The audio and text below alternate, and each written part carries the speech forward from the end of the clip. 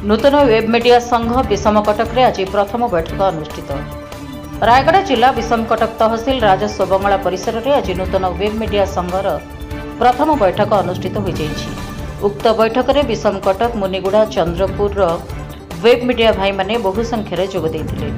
ओडिशा संविधान चतुर्थ स्तंभ धारा अनुसायी वेब मीडिया संघ विषय पुंखानुपुंख भाव आलोचना करी विषम कटक वेब मीडिया संघ तरफ नूतन सभापति रूपे श्री विद्याधर प्रधानी, उपसभापति श्री प्रसाद साहुकार, संपादक श्री शिवप्रसाद पाढ़ी, काशीनाथ पाल, कोषाध्यक्ष श्री रवीन्द्र कुमार साहू, जुन्नेश सोना, कार्यनिर्वाही सदस्य रूपे श्री मनोज कुमार प्रधानी, ऋषिकेश लवला, दिलीप कुमार पढ़ियारी, नरोत्तम पाढ़ी, धनुर्जय राजू, उमेश पाणी, कमलाकांत भात्र, लक्ष्मीकांत बेहरा, सुरेन्द्र गौड़, शुभम महापात्र, विघ्न कुमार पात्र, परवानंद कुट्रुका, किशोर महानंडिया, प्रशांत कुमार पात्र, संजय नाग, केशव सारका प्रमुख उपस्थित होते।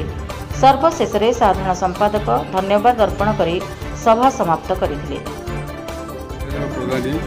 आज वेब मीडिया विषम कटक संघर नूतन सभापति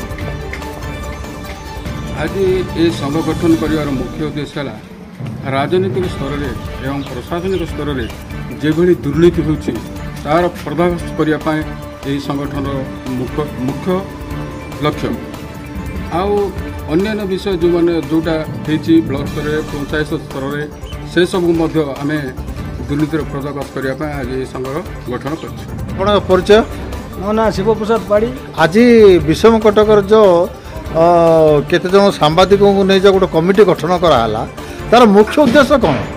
यार मुख्य उद्देश्य आज जो वेब मीडिया विषम कटक संघ तरफ आज जो बैठक होइछि से बैठकर उद्देश्य राजनीतिक नेता प्रशासनिक अधिकारी जो मधुचंद्रिका चली से मधुचंद्रिकार स्वर उत्तोलन करने आज वेब मीडिया संगठन बैठक आज अनुष्ठित होता।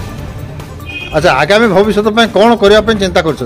आगामी भविष्य जनसाधारण विभिन्न मौलिक अधिकार संविधान आईनगत कार्यकलाप जो अमान्यकर अप्रीतिकर घटना घटाइबे यही सरकार प्रशासन राजनैतिक नेता माने तार स्वर उठाइबा बोली आज विषम कटक वेब मीडिया संघ आज अनुष्ठित हो जाए। धन्यवाद।